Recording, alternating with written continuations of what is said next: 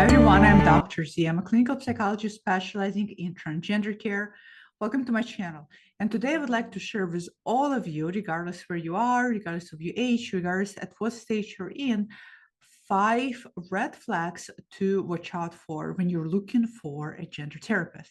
And the reason why I'm sharing this is not only because a lot of you have been asking me this, but also because there are a lot of people who use the word gender therapist to market themselves these days. I use the word gender psychologist to market myself, as a lot of you know and can see in a thumbnail. So there's a lot of people who are using those words in order to market themselves, and it doesn't mean that everybody who uses those words actually are being honest in regards to integrity and actually do focus on gender issues. So I wanted to give all of you 5 red flags to watch out for. So when you run into those 5 red flags or some of those red flags, chances are this person is either misrepresenting themselves or they're really milking, I would say, and neglecting to be competent in the work that they present themselves to be. So let's get to 5 red flags to watch out for. If any of you came across any of these red flags, comment below, share with everybody what that work, how that actually even unfolded for you. Red flag number 1. And this is the most important, one of the most important red flags to watch out for. When somebody online uses the term gender therapist, gender psychologist, gender mental health provider, anything with the word gender, or anything with the word working with transgender or non-binary folks or gender diverse community, maybe they use the abbreviated version of that by saying GNC, gender non-conforming. One of the biggest red flags is they use the term, but then when you go to their social media, when you go, for example, to their website, and there is absolutely nothing, there's not a blog post, there's not a video, there's nothing at all reading about gender nonconforming individuals or gender diverse individuals. Not to kind of overshine myself, but all of you who are familiar with my website know that if you have been to my website, the only content you will see on my website will have to do with transgender and non-binary adults. That's all you're going to see. Every single blog post. I have blogs for trans femme, trans masculine, non-binary folks. I have, as you already know, lots of videos. I have books that I've written on the subject matter. Everything on my website screams exclusively transgender and non-binary adults. Now, another gender therapist does not have to exclusively focus on population the way that I am exclusively focused.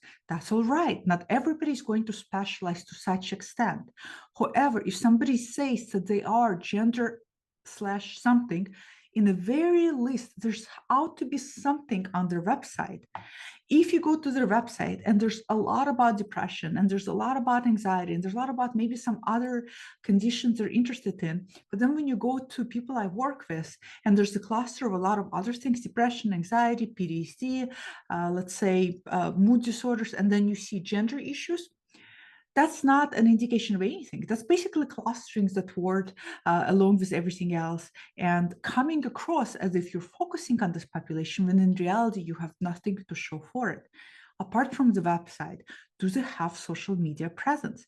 Not every mental health provider has social media presence. For example, to use myself, not to use, because I'm using myself. I am on Instagram, on Facebook, on TikTok, and all across the board, including YouTube. The only content you will see me create is content specifically tailored for you. Again, that person you're planning to work with doesn't have to be so specialized to only produce such content. But do they ever talk about gender issues at all? Do they ever talk about gender concepts at all? Do they ever bring up anything related to gender diverse community? So this is going to be your red flag number 1. How actually they are, that phrase, oh my God, I'm blanking out now. Do the walk, do the talk, okay, you get the point. Don't just tell me you're specialist, actually show me that you do this. And this is the best way they can show you, by their social media presence, by their website presence. So this is a big red flag. They say they're gender therapists, you go to their website and there's nothing. That should be a really big indication that they're just using that words for marketing purposes and are not really being honest with you. Red flag number 2. when you go to somebody who claims to be gender therapist or gender psychologist or gender mental health provider, and you're sitting there and you're using language that otherwise should be very familiar to them, maybe even abbreviated language. I'm planning to get FFS, and they're asking you, what is that? Or maybe when you're using language saying, I identify as NB, and they're saying, well, what is that? When they're questioning and asking you, and you have to sit and educate them on the concepts, that's a red flag. That's a red flag that they don't have experience. That's the red flags that they don't have language vernacular. And if somebody doesn't have language vernaculars, that means they have not been saturated enough working with gender diverse community. Again, nobody has to be so specialized to extent that some of us, such as myself, are specialized. But if they're going to be using terms gender therapists, they need to be more versed in the language usage. The exception to this rule is if they're being very transparent with you and they tell you from the get-go that I want to go into this field and I want to work with more gender diverse individuals, but you are maybe my first or second or third client I work with, and I'm still learning along the way. If as long as they're being transparent with you, then you are able to make decisions for yourself whether you want to stay with them or not. That's fine. But if they're not being transparent and they market themselves as gender specialists, gender therapists, the two most common terms, and then you're sitting there educating them on abbreviated language or any language you're using, and you have to explain to them concept that they should be familiar with, that is a red flag number 2. Now, red flag number 3, when it comes to working with somebody that claims to be a gender therapist, when it takes them forever, and I mean forever and ever and ever and ever to refer you to any kind of gender affirming care you feel you're ready for and you feel like that you need and want in your life. Hormones, gender affirming surgeries, any other type of referrals that they need to be made, or at least help guide you to find those people to work with. Now, each therapist works in a different way, and sometimes to take some time to evaluate and to really feel that it is gender dysphoria we're dealing with here is warranted, and that's completely fine. However, if they're taking even 3 months, 6 months, when you yourself, especially for those of you who know that you have history of gender dysphoria, who feel very confident that you are trans, and yet they're dragging their feet to refer you to, that is a red flag. The longer they drag their feet, in my experience, the longer it's almost an indication of their insecurity in this field, their lack of knowledge in this field. They're using your time at expense of themselves in order to feel more confident before referring you to somebody else. But when they're using you and your time at expense of their lack of competency, what happens is that they're prolonging your gender dysphoria and you're suffering, and that's unnecessary. Huge difference when somebody's working with a client that is unsure, uncertain. There's lots of uncertainty, there's lots to explore, versus people who come in and they know or they don't know, they need the confirmation, but they have that history of gender dysphoria or things line up and the assessment lines up, and yet you're still dragging your feet. So this is a big red flag number 3, when they're dragging their feet in referring you to services that you need. And in my opinion, it is not only unprofessional, in my opinion, it is harmful to a lot of you who rely and depend on the services.